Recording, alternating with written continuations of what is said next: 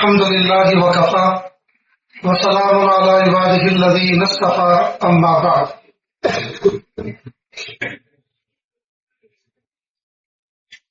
أعوذ بالله من الشيطان الرجيم.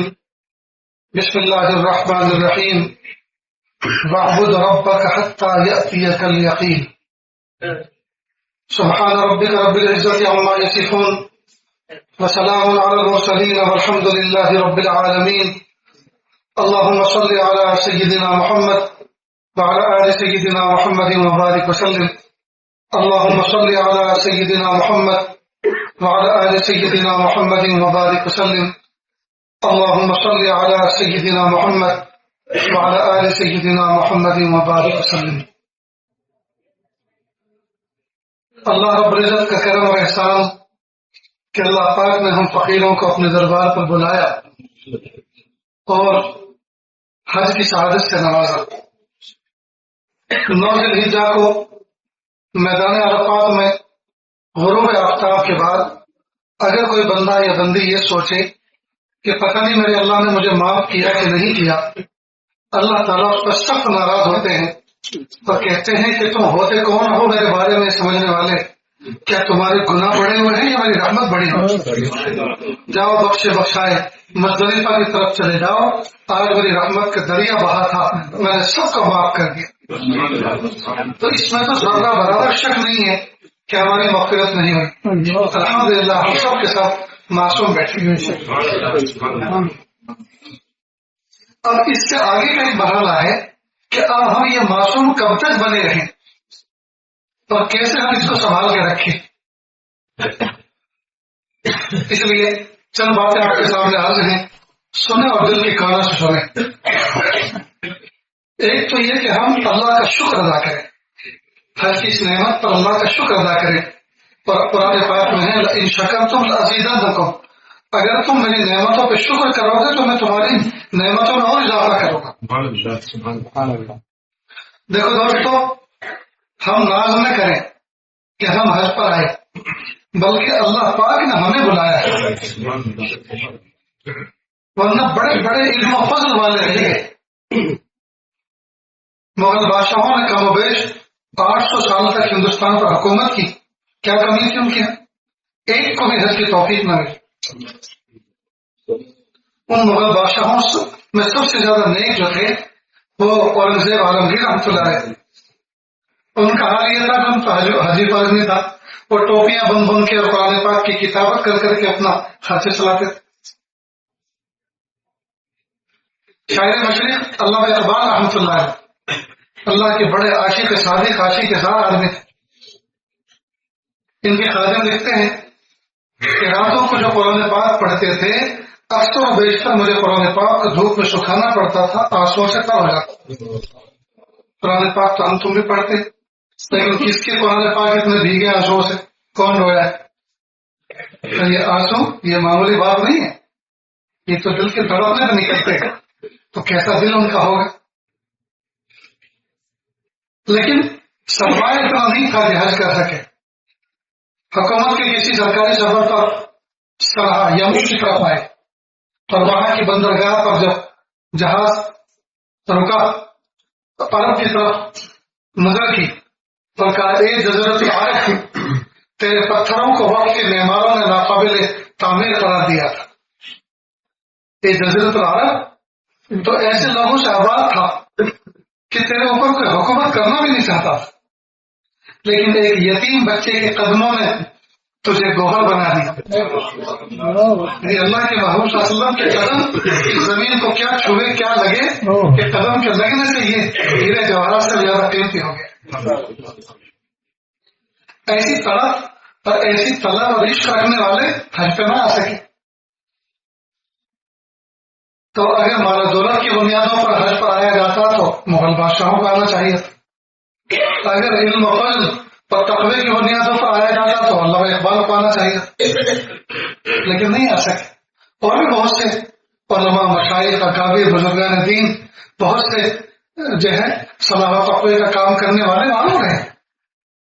معلوم اللہ تعالیٰ اپنے فضل سے بلاتے، نہیں آ سکے ہم ان کو برا نہیں کہیں گے، لیکن اپنے بارے میں ہم اس پر خوشی کا اظہار کریں گے اللہ پاک نے ہمارا انتخاب کیا، ہمیں بلایا.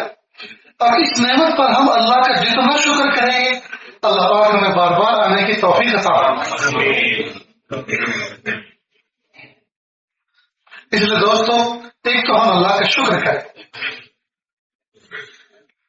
اور شکر کی ایک قسم میں یہ بھی ہے، ایک مثال سے یہ بات وہ آگے بڑھ جائے تو اس کی ظاہری باڈی پہ کچھ فزیکل حالت میں چینجز آتے ہیں، گھڑی بدل جاتی ہے، چشمہ بدل جاتا ہے، فون بدل جاتا ہے، گاڑی بدل جاتی ہے، گھر بدل جاتا ہے، اور بہت سے تو بیوی بھی بدل دیتے ہیں. اللہ بچائے. تو یہ دوستوں تجربات ہیں کہ نہیں؟ جب آدمی کے مال میں اضافہ ہوتا ہے تو اس کی ظاہری تبدیلیوں میں اضافہ ہوتا ہے نا. میرے بھائی مجھے اور آپ کو اللہ پاک نے اپنے گھر پہ بلایا، اپنے گھر پہ بلایا، تو ہمارے کچھ اعمال میں اضافہ ہونا چاہیے. ہم پہلے جیسی زندگی نہ گزارے. اس کا شکریہ یہ ہم تہجد نہیں چھوڑیں، ہم اشراق نہیں چھوڑیں، ہم روزانہ کی تلاوت میں اضافہ کریں گے، ہم ذکر میں اضافہ کریں گے، ہم باوضو رہنے کی عادت بنائیں گے، ہم چاہے اسلامی انداز پر اپنی زندگی کو ڈیولپ کریں گے اور ڈھالیں گے. اس کا ارادہ کر کے جائیں تاکہ لوگوں کو پتہ چلے ہاں بھائی یہ بندہ حاجی ہے. ایک زمانہ تھا ہمارے بچپن میں کہ جب کسی علاقے میں کوئی گاؤں میں حاجی حج کر کے آتا تھا تو واقعی 100% ایسی تبدیلی اس کے اندر آ جاتی تھی. لوگ دیکھنے کے لیے کئی 100 کلومیٹر سے سفر کرنے جاتے تھے، فلاں علاقے میں کوئی حاجی آئے ہیں، صرف دیکھ کے آتے جھگڑوں کھانے کے لیے نہیں آتے، صرف ان کی زیارت کرنے، ان سے سب کا ہاتھ پھیلانے اور ان کی دعائیں لینے آتے.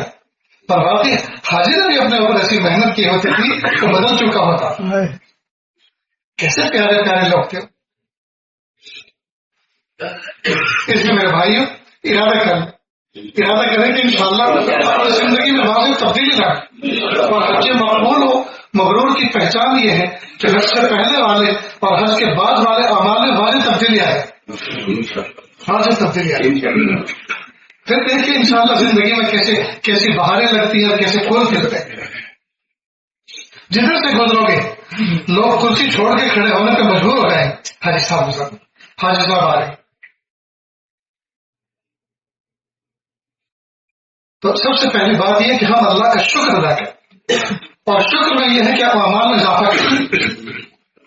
شکر میں یہ کہ ہم اعمال میں اضافہ کر لیں. اور دوسرا اس بات کا عہد کریں حج کے اندر آنے والی تکالیف کا تذکرہ اپنے وطن میں نہ کریں. ارے جو ہمارا حج کا قادم تھا قادم حجاج اس کو تو ہم نے دیکھا ہی نہیں، بس جس دن جدہ اترے تو اس دن دیکھا، جس دن واپس آئے تو اس دن دیکھا، بیچ میں کوئی نظر ہی نہیں آیا. اس کی کمپلین کرنی پڑی. ارے فلاں جو ہمارے ٹور کا ذمہ دار تھا اس نے تو ہمیں دال چاول کھلا کے وہاں ڈالا. ارے فلاں جو تھا، ارے سعودی گورنمنٹ اور یہ تو انہوں نے پولیس کو کھڑے کیا، وہ نہ ہماری سنتے نہ وہ اپنی سمجھتے، نہ ہمیں سمجھا سکتے نہ ہماری سمجھ سکتے، اور عجیب بیوقوف لوگ. یہ ہم تفسیر نہ کریں. حج کی جو اندر جو تکلیف ہے، دیکھو دوستوں ہم مہمان کس کے ہیں؟ اللہ کے حبیب اور رحمان ہیں. ٹھیک، آپ میرے گھر مہمان بنے اور میں آپ کے لیے حتی المقدور جتنا اللہ نے مجھے وسعت دی میں آپ کے کھانے کا اکرام کروں، باورچی کو بلاؤں، بھٹیارے کو بلاؤں، کھانے کا انتظام کروں، آپ کی راحت کا انتظام کروں. اور پھر آپ اپنے گھر پہ جا کے یا دوست صحابہ پہ جا کر کہیں یار چاولوں میں تو اتنا نمک تھا کہ کھا ہی نہیں، اور روٹی تو ایسی پتلی تھی کہ اس کا جو ہے اس کو روٹی کہنا وہ تھا، اسے تو کھیر کہنی چاہیے مثال کے طور. اور فلاں تو ایسی تھی، اور فروٹ تو بالکل بھی نہیں تھے، اور جوس تو لگتا ہے کہ حضرت کو جوس کا نام بھی معلوم نہیں، اس لیے کہ اگر معلوم ہوتا تو لے کے آتے نا. اب جب آپ چیزوں کے اندر نقص نکال رہے ہیں، وہ چیزوں کے اندر نقص نہیں ہے، وہ میری مہمانی کے اندر نقص ہے. ٹھیک اسی طرح ہم مکہ مکرمہ کے قیام، مدینہ طیبہ کے قیام کے دوران اگر ہم کسی چیز میں نقص نکال رہے ہیں تو در حقیقت یہ ہم اللہ تعالیٰ کی میزبانی میں، جی اللہ تعالیٰ کی میزبانی میں، اللہ کے رسول صلی اللہ علیہ وسلم کی میزبانی میں نقص نکال رہے ہیں. تو یہ دوستوں کتنی بڑی بات ہے. ہماری کیا مجال کہ ہم اللہ تعالیٰ کی میزبانی میں نقص نکالیں. تو جو کچھ اللہ پاک نے اس سفر میں ہمیں تکلیف سے دوچار کیا، پیدل چلنے سے دوچار کیا، جی یہ سب کا سب ہماری روحانی ترقی کے لیے تھا. اس کے بدلے اللہ پاک نے ہمارے درجات کو بلند کرنا. بندہ نیکی کرتا ہے اور تھکتا ہے، تھکن تو تھوڑا سا ریفریشمنٹ لینے کے بعد، سونے کے بعد، ایک نیند لینے کے بعد تھکن تو دور ہو جاتی ہے، لیکن اجر باقی رہتا ہے. اور بندہ گناہ کرتا ہے اور مزے پاتا ہے، مزہ تو تھوڑی دیر میں ختم ہو جاتا ہے، گناہ باقی رہ جاتا ہے. عقل مند آدمی وہ ہے جو اس پر غور کرے کہ باقی رہنے والی چیز کیا ہے، باقی رہنے والی چیز کیا ہے، نیکی ہے یا بدی. لہٰذا ہم ان تکلیفوں کا تذکرہ نہ کریں. اس کا نقصان ایک تو یہ ہمیں خود ہوگا کہ ہم اللہ کی رحمت سے دور ہو رہے ہیں، اور دوسرا نقصان یہ ہوگا کہ سامنے سننے والا حج کو ایک بھیانک چیز سمجھے گا کہ حج ایک بھیانک چیز ہے اور یہ جو ہے ہر ایک کا کام نہیں ہے. تو لوگ جو ارادہ کرتے ہوں گے وہ بھی جو ہے وہ ایگری نہیں ہوں گے، تیار نہیں. سمجھ رہے ہیں دوستوں؟ اس لیے اس کا خیال رکھیں. تو ان دونوں چیزوں کا اہتمام کریں. نہیں دوستو، اپنی زندگی میں ایسی واضح تبدیلی لائیں کہ دوست و دشمن سب کہنے پہ مجبور ہو جائیں حج کر کے آیا ہے تو اپنی زندگی کو بدل کر آیا ہے، حج کر کے آئے اپنی زندگی کے ڈھب کو بدل کر آیا ہے. ہمارے نشست و برخاست کے انداز بدل جائیں، کھانے پینے کے انداز بدل جائیں، اٹھنے بیٹھنے کی محفلیں بدل جائیں، ہمارا وقت زیادہ سے زیادہ مسجد میں گزرنے لگے، ہمارا وقت زیادہ سے زیادہ سنتوں کے اتباع میں گزرے، ہم زیادہ سے زیادہ باوضو رہنے میں اپنے وقت کو گزارے، قرآن پاک کی تلاوت کرنے میں، ذکر و اذکار کرنے میں اپنے وقت کو گزارے، ہم خدمت خلق میں اپنے آپ کو لگائیں، ہم اپنے بڑوں کا احترام کریں، چھوٹوں پہ شفقت کریں، اپنی بیویوں کے ساتھ، اپنی بہوؤں کے ساتھ اور گھر میں اپنی بیٹیوں کے ساتھ محبت کا، رأفت کا، شفقت کا معاملہ کریں. ان کو بھی اس بات کا احساس ہو کہ ابا جان حج کر کے آئے ہیں، دل بدل کر آئے. بیوی کو بھی احساس ہو میرے سر کا تاج، میری محبتوں کا معراج بالکل بدل کر آیا ہے اور اپنا دل سونے کا دل بنا کر آئے. اگر دوستو ہم اپنی زندگی میں ایسی تبدیلی کر کے جائیں اور لوگ اس طرح کی کامنٹس کریں اور اس طرح کے تبصرے کریں، تب تو ہم سمجھیں گے کہ واقعی ہم نے کوئی رخ حاصل کیا ہے، ہم نے اپنی زندگی کا کوئی رخ حاصل کیا ہے. اور اگر ہم ایک گرام بھی اپنی زندگی میں تبدیلی نہ لائیں، ہم ایک لمحے کے برابر بھی اپنی زندگی میں تبدیلی نہ لائیں، ایک رائے کے برابر بھی اپنی زندگی میں تبدیلی نہ لائیں جیسے تھے ویسے کی وجہ، یہ تو دوستو یہ بہت ہی بڑی محرومی کی بات ہے، بہت بڑی محرومی کی بات. 10 ذوالحجہ کو شیطان کو رمی کرنے کے بعد سب لوگوں نے تو سر کا حلق کیا. کتنے لوگ تھے جنہوں نے اپنی داڑھی کا بھی حلق کیا؟ کتنے لوگ ہیں جنہوں نے اپنی داڑھی کا بھی حلق کیا؟ کتنی بری بات ہے دوست، کتنی بری بات ہے. ایک مرتبہ مہاراشٹر کے علاقے کی کسی طرف کے بہت سارے عمرہ کرنے والے ہمارے دوست احباب ساتھ میں تھے، وہ ہماری فلائٹ میں ساتھ تھے، بلکہ گروپ میں ساتھ تھے. میں نے ان کو دیکھا کہ وہ لوگ ٹریک سوٹ پہنے ہوئے ہیں، نیچے ٹریک پینٹ پہنے ہوئے ہیں اور اوپر ٹی شرٹ پہنے ہوئے ہیں، سر پہ نہ ٹوپی، اور بالکل ایسے جیسے انجوائے کرنے کے لیے نکلا. اور مدینہ پاک میں ان کے ایک بہت پیارا بچہ تھا، اس کو دیکھا کہ بالکل اسی انداز میں مجھ سے ہارنا گیا، بہت حیرت آئی. تو وہاں اشریال کے جبے بھی پہنے تھے، میں نے ایک جبہ لیا، میں نے بیٹا بھی پہنا، اس کو جبہ پہنا، ٹوپی لی اس کو دی، ایک رومال لیا، اور تھوڑی دیر کے اندر وہ عرب کا شہزادہ لگنے لگا، چھوٹا سا بچہ. میں نے کہا بیٹا ابھی اچھے لگ رہے ہو، تو کس کے مہمان ہو، کس کے دیار میں ہو، تمہارا میزبان کون ہے، کچھ تو شرم کرو، کچھ تو حیا کرو. ایک تبدیلی ہے، یعنی ایک زندگی اور یار کے طریقے سے ہم حضور کے شہر میں گھومتے پھر رہے ہیں. لاکھوں روپے خرچ کر کے جب حج پر آئے ہیں تو چند ہزار روپے اپنے ذرا ڈریس تبدیل کرنے پر بھی خرچ کر لیتے، اس کا پاجامہ سلواتے، بہترین ٹوپی خریدتے، لگتے کہ کبوتر کی طرح حضور پاک صلی اللہ علیہ وسلم کے دیار میں گھومتے پھر رہے ہیں. یہ حضور کے پیارے امتی ہیں. جس لباس کو پہن کر ہم ایمبیسی نہیں جا سکتے، جس لباس کو پہن کے ہم سسرال نہیں جا سکتے، نئی ڈریس پہن کے مسجد نبی میں پہنچ جاتے ہیں، نئی ڈریس پہن کے حرم میں پہنچ رہے ہیں، کتنی بڑی بات ہے. اس کا مطلب یہ کہ ایسا لگتا ہے جیسے واٹر پروف گھڑی ہوتی ہے نا، پانی میں ڈال دو تو اس پر اثر نہیں ہوتا، ایسی طبیعتیں اثر پروف ہو چکی ہیں، نہ ان پر عبرت ہے، اثر کر رہی ہے، نہ ان پر حکمت اثر کر رہی ہے، نہ ان پر تقریر اثر کر رہی ہے، نہ ان پر منظر اثر کر رہا ہے، نہ اللہ تعالیٰ کی رحمت اثر کر رہی ہے، یہ بالکل ایسا لگتا ہے ان کے دلوں پہ مہر لگ چکی. بہت بڑی محرومی کی بات ہے. یہ ٹی شرٹ پہننا، یہ جینس پینٹ پہننا، یہ ٹریک سوٹ پہننا، یہ کوئی وقار کا لباس ہے؟ یہ وقار یہ دشمنوں کی دین ہے، یہ دشمنوں کا لباس ہے. میں ایک مثال دیا کرتا ہوں اپنے سبق سنانے کے طور پر. فرض کریں ایک آدمی ہے جس کی ہول سیل اور ریٹیل کی دکان ہے، وہ دنیا کا ہر رنگ کا، ہر کمپنی کا، ہر طرح کا کپڑا بیچتا ہے واقعی مقدار میں. بہت سارے ریٹیلر اس کے ہول سیل میں لے کے جاتے ہیں. اس کا اکلوتا بیٹا ہے. وہ اکلوتا بیٹا اپنے ہی والد کے کسٹمر کی دکان پہ جاتا ہے اور کہتا ہے سر وہ اس رنگ کا، اس کمپنی کا کپڑا آپ کے یہاں ہے کیا؟ کہا بیٹا ہے تو صحیح لیکن کیوں؟ کہ مجھے ایک کرتا سلوانا وہ چاہیے. کہہ رہے بیٹا کیوں ہماری مذاق کر رہے ہو؟ تمہارے ابا کی دکان سے تو ہم لے کر آتے ہیں اور تم ہمارے یہاں لینا آئے ہو. کہ نہیں انکل آپ دے دو، بس بات سمجھو. اب یہ جو اس نے بات کہی اس کے دو مطلب ہیں. یا تو اس کے ابا کے یہاں وہ اسٹاک ختم ہو گیا اور یہ بات غلط ہے، اس لیے کہ ہر کمپنی کا ہر طرح کا اسٹاک فل اس کے یہاں رہتا ہے. یہ بات تو غلط. اب دوسری بات ہے کہ اس کی اپنے ابا سے انبن ہو گئی ہے، اس لیے اب یہ ناراض ہو کر یہاں آیا ہے. اب اگر ہم، اب آئیے بات سمجھیے، اگر ہم اغیار کی تہذیب اپنا رہے ہیں، ان کا لباس اپنا رہے ہیں، ان کا کلچر اپنا رہے ہیں، تو اس کا مطلب یہ ہوا کہ اللہ کے محبوب صلی اللہ علیہ وسلم نے ہمیں اس لائن کی کوئی تربیت دی نہیں ہے، اور یہ بات غلط ہے. کون سی بات ہے، کون سی زندگی کا مرحلہ ہے اس کے بارے میں پیارے آقا صلی اللہ علیہ وسلم نے ہماری رہبری نہ فرمائی؟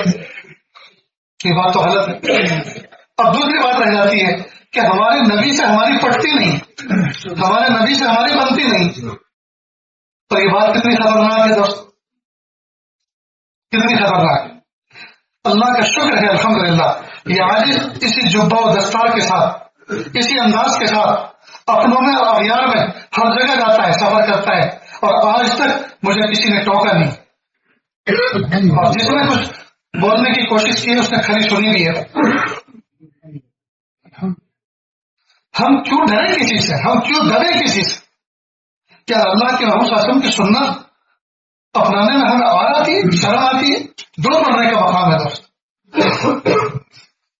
لوگ چڈے پہن کے گھوم رہے ہیں، ان کو آر نہیں آتی، ان کو شرم نہیں آتی. ہم حضور کا سنتی لباس پہن کے گھوم رہے ہیں، ہمیں کیوں شرم آ رہا ہے؟ کتنے لوگ ہیں جو داڑھی منڈاتے ہیں، داڑھی منڈاتے پھر رہے ہیں جی، ان کو شرم نہیں آ رہی، ہم حضور کی سنت پہننے میں کیوں شرم آئے؟ میں کسی بڑے کھاتے پیتے گھرانے میں مہمان بنا، چھوٹا سا بندہ انہوں نے میری گود میں دیا، وہ بہت رویا، پھر میں نے دم کر کے اس کو واپس کر دیا. تو میں نے اس کو سہلایا بہلایا، پھر کہا وہ اصل میں آپ کے داڑھی ہے نا اس لیے ڈر گئے. میں نے کہا سنو اس نے مردی آج دیکھا ہے، آج کل تو عورتوں میں ہی کھیلتا ہے، تمہارے کسی چہرے پہ داڑھی تو ہے نہیں تو تم تو عورتوں کے مشابہ ہو. اس نے مردی آج دیکھا اس لیے ڈر گیا. اس نے بندہ آج تک تو عورتوں میں رہا، کاٹو تو خون نہ نکلے. مگر بھائیو اللہ کے محبوب صلی اللہ علیہ وسلم کی سنتوں کو سینے سے لگاؤ. مدینہ جا چکے سب یہ باقی ہے،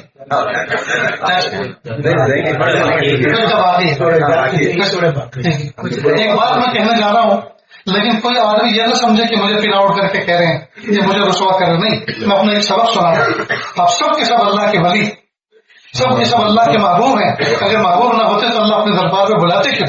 لہٰذا مجھے کیا حق پہنچتا ہے کہ میں تمہیں حقارت کی نظر سے دیکھتا ہوں، لیکن آپ کی تربیت کے لیے جی اور اپنی ذمہ داری کا فریضہ ادا کرنے کے لیے آج یہ بات اپنا ایک سبق سنا رہا ہے. ایک صاحب نسبت اللہ کے ولی نے اللہ کے محبوب صلی اللہ علیہ وسلم کو خواب میں دیکھا.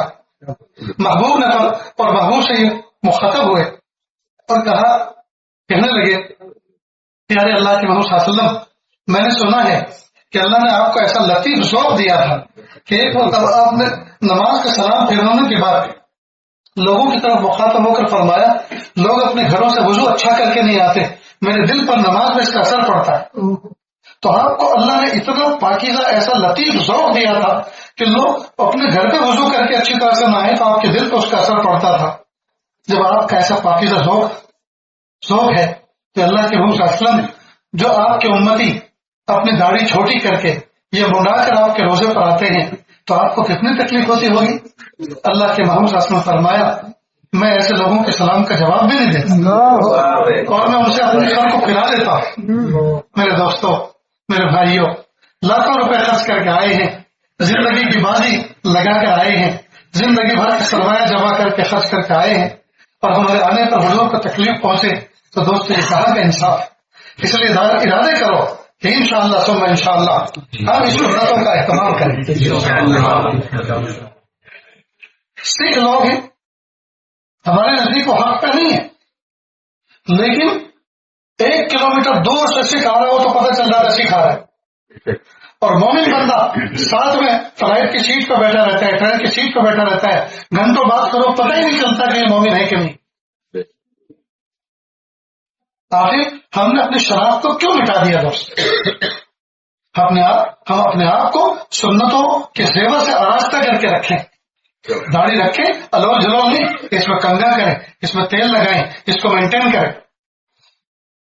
ایک مشت سے آگے بڑھیں تو سلیقے کے ساتھ اس کو مینٹین کریں.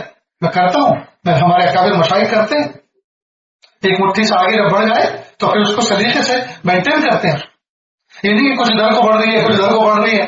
اللہ کے نبی صلی اللہ علیہ وسلم نے ہم الول جلول رہنے کے لیے نہیں کہا. آج کل کے لوگوں کا مزاج یہ بن چکا ہے، اگر کوئی آدمی ہو سفید پوش ہو اور پان کے دھبا اس کے پیٹ پہ لگا ہوا ہو اور ٹوپی اس کی ٹیڑھی ہو اور وہ بھی میلی ہو اور ایک پائچا اونچا ایک نیچا ہو، جی الول جلول لوگ کہتے ہیں بہت پہنچا بزرگ. وہ پہنچا ہوا بزرگ نہیں ہے، پہنچا ہوا غافل ہے. پہنچا ہوا بزرگ نہیں ہے، پہنچا ہوا غافل ہے. میرے آقا صلی اللہ علیہ وسلم نے ہمیں ایسی بزرگ نہیں سکھائی. بہت سے لوگ سلیقے کا لباس پہنے بھی ٹوپی سلیقے کے نہیں پہنتے، کچھ بھی پہن لیتے اور کیسے بھی پہن لیتے. ہر چیز کا ایک وقار ہونا چاہیے، ہر چیز کا ایک سلیقہ. سامنے والا دیکھے تو اس کو محسوس ہو کہ ہاں بھائی گڈ لک، یہ ہے بہترین دکھنے والا، یہ ایک نمونہ ہے. میں اپنے وطن میں عصا کی سنت پر عمل کرتا ہوں، عصا ہاتھ میں رکھتا ہوں اللہ کے محمد صلی اللہ علیہ وسلم کی سنت. اب جہاز کے اندر لانے کا مسئلہ ہے، اس لیے اس سفر حج ہونے پہ تو نہیں لاتے. البتہ ہندوستان میں جتنے بھی سفر ہوتے ہیں تو میں جہاز میں بھی اس پہ ایک ترتیب کے ساتھ لے کے چلتا. ایک نوجوان نے میرا عصا لیا اور کہا حضرت میں آپ کو دوسرا عصا بنوا کے دینا چاہتا ہوں. ٹھیک ہے آپ کی مرضی. تو لے گیا. اب وہ عصا بنا کے لایا، بڑا ڈیزائن دار لکڑی کا، جیسے چارپائی کے پائے ہوتے ہیں اس میں ڈیزائن بنے ہوتے ہیں ایسا، اور اتنا موٹا. میں نے کہا بھائی تمہارا دماغ خراب ہو گیا ہے، میں کوئی بابا گیری کرتا پھرتا ہوں، اتنا موٹا عصا لے کے 2 ہاتھ سے لے کے میں چلو اس کو، لوگ مجھے بابا گیری کرنے والا سمجھیں. میں کوئی مداری نہیں ہوں، اللہ کے محمد صلی اللہ علیہ وسلم کی سنت سے مجھے محبت ہے، اس کو کون اٹھائے. خیر وہ لے کے چلا. دوسری مرتبہ پھر لایا، اور اب کی بات لوہے کا بنوا کے لایا، MS کا، اور اس میں بھی اسی انداز کے پہل، بس وہ موٹا تھا وہ ذرا پتلا تھا، اتنا فرق تھا. میں نے کہا آپ کیوں پریشان ہو رہے، آپ میرا عصا دیں اور کوئی ضرورت نہیں ہے، یہاں نہیں بنے گئے. ناراض ہو کے وہ جو ہے تھوڑا سا کبیزہ ہو کر پھر چلا گیا. اب کی بار پھر ایسے اسٹیل کا لے کر، جیسے ریلنگ ہوتی ہے نا سیڑھی کو اترنے والی، اور اس میں جو تھملیں لگی ہوئی ہوتی ہیں اس پہ جو ڈیزائن ہوتا ہے وہ. میں نے کہا اب کیا اگر لے کر آیا تو جو لے کر آئے گا اسی سے مارو. لیکن وہ بڑا استقامت والا بچہ تھا، محبت والا. اس کے بعد وہ پھر چوتھا لے کر آیا تو وہ آج تک میرے پاس چل رہا ہے.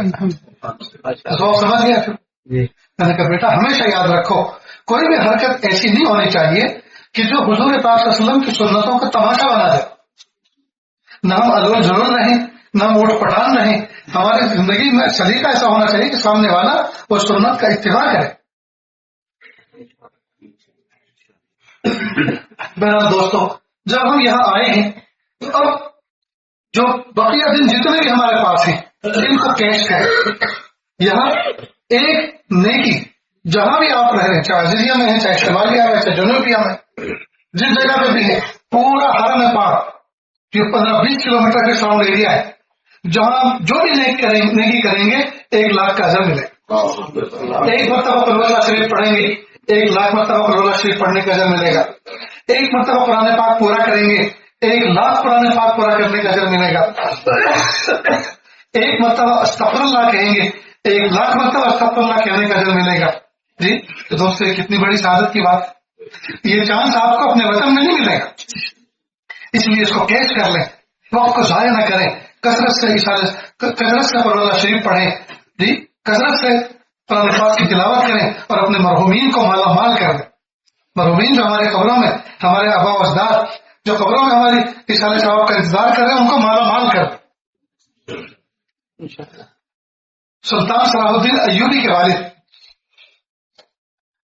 بہت نیک صالح نوجوان تھے. یہ ایک بزرگ کے پاس جایا کرتے تھے اثر کے بعد. بزرگ نے پوچھا ان سے، بھائی آپ نکاح کب کرو گے؟ کہ حضرت نکاح تو کرنے کا جذبہ ہے لیکن میں تلاش کر رہا ہوں. کہ کیا تلاش کر رہے ہو؟ کہ میں ایسی عورت لڑکی تلاش کر رہا ہوں جو میرا ہاتھ پکڑ کے مجھے جنت ملے گا. کہا دنیا میں تو ایسی ملنے والی ہے نہیں، یہ تو کوئی جنت میں ملے. کہ نہیں کروں گا، کیا ضرورت ہے. بات آئی گئی ہوگی، یہ آتے جاتے رہے. اثر کے بعد ایک نوجوان لڑکی جو اس علاقے میں بڑی خوبصورت اور نیک سیرت مشہور تھی، وہ حضرت کے پاس کسی کام سے دعا دم کے لیے آئی. حضرت نے کہا بیٹی تم بڑی ہو گئی ہو، تمہارے گھر میں تمہارے رشتے کی کچھ بات چل رہی ہے کہ نہیں؟ کہ حضرت روز مشورے ہوتے ہیں لیکن میں نہیں کرنا چاہتی. تو کیوں؟ کہ حضرت میں تو ایسے لڑکے سے کرنا چاہتی ہوں جو میرا ہاتھ پکڑ کے جنت میں لے جائے. بس یہ سلطان صلاح الدین ایوبی کے والد بیٹھے ہوئے تھے، نکاح کرا دیا. اللہ کے ساتھ اس نکاح کا نتیجہ یہ ہوا کہ سلطان صلاح الدین ایوبی وجود میں آئے اور اللہ پاک نے اس سلطان صلاح الدین ایوبی سے بیت المقدس کو فتح کرا. ایک زمانے میں ان کا اتنا روب تھا عیسائی برادری پر کہ چھوٹے بچے روتے تھے اور ماں ان کو سلانا چاہتی ہے، جلدی سویا صلاح الدین اس کے نام سے ڈراتے تھے. اللہ اکبر کہتے کیا اللہ نے ان کو شان عطا فرمائی. کہتے ہیں کہ یہ جو لڑکی تھی اس کو روزانہ سورہ اخلاص کا وظیفہ حاصل تھا. یہ روزانہ 313 مرتبہ سورہ اخلاص پڑھتی تھی، یعنی قل اللہ شریف کی پوری سورت. اور اس کی فضیلت یہ ہے کہ جو بندہ 10 مرتبہ سورہ اخلاص پڑھے گا تو اللہ تعالیٰ اس کو جنت میں ایک محل بناتے ہیں، محل دیتے ہیں. ایک تو ہوتا ہے گھر فلیٹ، یہ تو 3 BHK 4 BHK کا ہوتا ہے. 5 BHK کا تو اب تصور ہی نہیں رہا. 5 بیڈ روم کچن، جی بڑے سے بڑا گھر اتنا، اور محل تو کلومیٹروں میں کو ہوتا ہے. تو اللہ تعالیٰ جنت میں محل عطا فرمائے گا. جی تو یہ 313 مرتبہ روزانہ پڑھتی تو کتنے محل بنے روزانہ؟ جی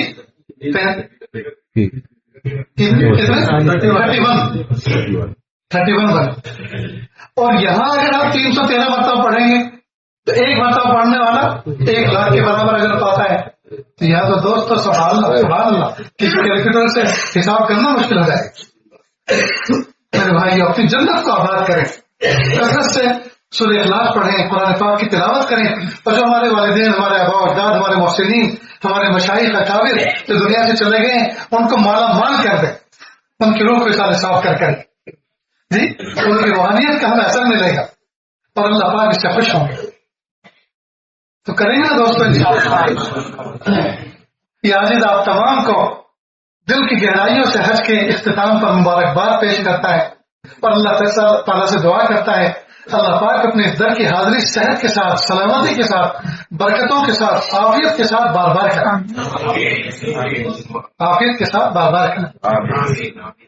میں نے عرفات کے میدان میں وہاں کی دعا سے پہلے ایک دعا کا مضمون بیان کیا تھا. اس میں ایک بات کو اہمیت کے ساتھ بیان کیا تھا، اس کو ذرا سمجھ لیں. جب بھی اللہ تعالیٰ سے دعا مانگیں، دعا کے اختتام پر عافیت مانگیں، اور جب بھی کوئی دعا کریں مکمل تو اس کے اختتام پر عافیت کا لفظ شامل کریں. اس کو ایک مثال سے سمجھیں. آپ نے دعا کی اللہ جی مجھے ہیلی کاپٹر میں بیٹھنے کا بہت شوق ہے، اللہ مجھے ہیلی کاپٹر بٹھائیے، اللہ ہیلی کاپٹر بٹھائیے، اللہ ہیلی کاپٹر بٹھائیے. اب دعا قبول ہو گئی. برسات کے موسم میں کوئی ڈیم ٹوٹا، آپ کے گاؤں میں پانی بھر گیا، سارے کے سارے لوگ چھت پہ چڑھ گئے. گورنمنٹ کی طرف سے ریسکیو آپریشن ہوا، چوپر آئے، ہیلی کاپٹر آئے، انہوں نے باسکٹ ڈالی اور اناؤنسمنٹ کیا کہ اس میں بیٹھ جاؤ، اسے پکڑ لو. اب آپ اس میں बैठे उन्होंने उसको खींच लिया और आपको हेलीकॉप्टर बिठाया। अब हेलीकॉप्टर में तो बैठे हुए हैं, लेकिन किन हालात में, क्या आंखों में आंसू है, दिल में गम है, सारा का सारा सरमाया डूब चुका है जी। अब ये बैठना भी किस बैठने में हुआ दोस्तों, ये बैठना किस बैठने में शुमार होगा। काश के दुआ करते हैं अल्लाह जी हेलीकॉप्टर में बैठने का शौक है, अल्लाह आफियत के साथ बिठाइए। अगर आफियत के साथ दुआ करते तो ऐन मुमकिन है आपका बेटा कोई पायलट होता, हेलीकॉप्टर चलाने वाला होता, और किसी MP MLA का हेलीकॉप्टर उड़ाता, और किसी मौके पे वो MP MLA आपसे आपके बेटे से कहते बेटा सुना है तुम्हारे अब्बा बड़े असरदार है खुला इलाके में, हमें कैंपिंग के लिए उधर जाना है, तो उनको बुला के रखो, उनको भी साथ में चलना है, हमारे साथ चलना है। अब अगर ऐसा मामला होता तो MP MLA के साथ में बैठते, प्रोटोकॉल के साथ उतरते, प्रोटोकॉल वाली गाड़ी में बैठते, नाश्ते होते, गरम गरम चाय मिलती, कॉफी मिलती, इज्जत मिलती, शाल पोशी होती, और हेलीकॉप्टर में उड़े फिरते। तो ये आफियत के साथ हुआ। दूसरी एक मिसाल, नौजवान बच्चे होते हैं, शादी उनकी हुई नहीं होती, अब उनकी किसी पर नजर पड़ जाती है और दिल में वो घर कर जाती है, तो ये बच्चा अपनी अम्मी अब्बा से कहता अम्मी आप मेरा निकाह तो करेंगे ना, कि हाँ बेटा करेंगे। कि अगर मेरी मर्जी से कर दो तो कितना अच्छा। तेरी मर्जी क्या है बेटा, कि फला खानदान में जो लड़की है एक वो बहुत प्यारी है, मैं चाहता हूँ उससे मेरा निकाह हो जाए। कोई बात नहीं बेटा, हम पैगाम लेके जाते हैं और कहते हैं। अब ये गए पैगाम लेकर अम्मी अब्बा इस बच्चे के, और वहां जाके कहा हम आपकी बेटी को अपनी बेटी बनाना चाहते हैं, अपने बेटे के लिए, क्या आप तैयार हैं? क्या देखो आप जैसा रिश्ता कौन ठुकरा सकता है, आप खानदानी लोग हैं, लेकिन मसला यह है कि हमारी बेटी को बचपन से हमारी बहन ने ले रखा है, लिहाजा उसका तो मामला रिश्ता तय है बचपन से। अब ये वापस आए, अब इस बच्चे को आकर कहा कि भाई उसका तो रिश्ता तय है। अब इसने दुआ करनी शुरू की, अल्लाह करे वो लगड़ी हो जाए, अल्लाह करे वो दूरी हो जाए, अल्लाह करे वो बख्श हो जाए, अल्लाह करे वो मर जाए, मुझे ना मिले तो किसी को ना मिले। अब बताओ दोस्तों ये क्या हक है किसी को किसी की बेटी के लिए इस तरह दुआ करने की। अब उसको चाहिए था कि इस तरह से दुआ करता, प्यारे अल्लाह निकाह मेरी जरूरत है, अगर मैं निकाह नहीं करूंगा तो ज़िना में गुनाह में मुब्तला हो जाऊंगा, और मेरे महबूब सल्लल्लाहु अलैहि वसल्लम की सुन्नत है, प्यारे अल्लाह फला लड़की जो मुझे नजर आई वो मुझे बेहतर नजर आई, मुझे पसंद आई, अल्लाह जी मैं उसके साथ निकाह करना चाहता हूँ। अगर आपके इल्म में वो उस बेटी के साथ मेरा निकाह बेहतर है तो अल्लाह आफियत के साथ करा दीजिए, और अगर आपके इल्म में बेहतर नहीं है तो जहां बेहतर है वहां करा दीजिए, और मुझे उससे बेहतर और उसको मुझसे बेहतर दीजिए। दुआ का मजमून समझ में आया? मुझे उससे बेहतर और उसको मुझसे बेहतर दीजिए। क्यों बदुआ करिए? एक आखिरी और तीसरी मिसाल, आपके इलाके के अंदर कोई कॉम्प्लेक्स बन रहा है किसी चौराहे पर, आपको पता चला है कि शॉपिंग सेंटर आएगा और बहुत बेहतरीन जगह है, लोग यहाँ रुजू करेंगे। आपने सोचा मेरे बच्चे जवान हो रहे हैं, मैं भी उनके लिए आमदनी का सोर्स ऑफ इनकम खड़ा कर दूं, तो आपने सोचा मैं भी एक दुकान लूं। अब वो बनता रहा, जब फाइनल हो गया तो आप गए उसके ऑनर से बात करने, कहा कि हमें एक दुकान चाहिए, तो सब सजावट हो चुकी। ये तो जब इसकी बुनियाद पड़ी थी नक्शा देख के लोगों ने उसी वक्त खरीद लिया। अब आप जब भी उधर से गुजरते हैं 2 घड़ी और रुककर हजरत बड़ी निगाहों से देखते, काश मैं पहले से मिल लेता, मुझे एक शौक इसमें मिल जाए। अब वो तो सब सेल आउट हो चुकी, निकल चुकी। तो अब कैसे क्या दुआ करनी चाहिए थी, कैसे करनी चाहिए थी? प्यारे अल्लाह मुझे अपने बच्चों की हलाल रोजी के लिए उनको खड़ा करना है, मुझे अपने बच्चों के लिए एक दुकान की शॉपिंग सेंटर में जरूरत है। प्यारे अल्लाह अगर आपके इल्म में वहां दुकान लेना मेरे लिए मुनासिब है तो आफियत के साथ मेरी बात करा दीजिए, डील करा दीजिए, इंतजाम कर दीजिए। और अगर आपके इल्म में वहां लेना मुनासिब नहीं है तो उसकी तलब को भी दिल से निकाल दीजिए और जहां बेहतर है वहां की रहबरी कर दीजिए। इस तरह से अगर हम दुआओं का मजमून बांधेंगे और दुआओं का मजमून अपना पेश करेंगे तो दोस्तों इंशाअल्लाह हम कभी भी परेशान नहीं होंगे। हम परेशान होते कहाँ हैं? जब हम अपनी मर्जी का फैसला अल्लाह से करवाना चाहते हैं, अपनी मर्जी का फैसला अल्लाह से न करवाए। कमाल यह है कि अल्लाह की मर्जी पर राजी हो जाए। एक बुजुर्ग थे जिनका नाम था शाहदौला, बड़े साहिब निस्बत बुजुर्ग थे। कुछ लोग रोते घबराते उनके पास आए, हजरत बारिश बहुत तेज हो रही है और डैम बिल्कुल टूटने के करीब है, एक पुश्ता है, एक किनारा है जहां से वो टूटने का खतरा लग रहा है, हजरत दुआ कर दीजिए अल्लाह बारिश बंद कर दे और ये पानी जो है दफा हो जाए। پانی دور چلا جائے ہم سے، ہمیں اس وقت اس کی ضرورت نہیں. انہوں نے کدال ہاتھ میں لی اور کہا چلو ادھر سے ٹوٹنے والا مجھے بتاؤ. اب تیز تیز قدم کے ساتھ لوگ وہاں لے کر گئے. حضرت یہاں سے لگتا ہے کہ یہ پہلے ٹوٹ جائے. اب انہوں نے اس کو کھودنا شروع کیا. حضرت یہ کیا کر رہے ہو؟ کہا جدھر میرا مولا ادھر ہی شاہ دولا. جدھر میرا مولا ادھر ہی شاہ دولا. میری مرضی بھی وہی ہے جو اللہ کی مرضی. اگر اللہ اس کو توڑنا چاہتے ہیں تو میں بھی اللہ کی مرضی میں اپنا حصہ ڈالنا چاہتا ہوں. میں بھی یہ چاہتا ہوں کہ ٹوٹے. اور اگر اللہ توڑنا نہیں چاہتے تو میرے توڑنے سے کبھی ٹوٹنے والا نہیں. تو انہوں نے اصل میں یہ سبق سکھایا اللہ کی مرضی میں اپنی مرضی کو مرج کر دو، کبھی بھی پریشان نہیں ہوں گے. اپنی مرضی کو اللہ کی مرضی میں مرج کر دو، ملا دو، کبھی بھی ہم پریشان نہیں ہوں گے.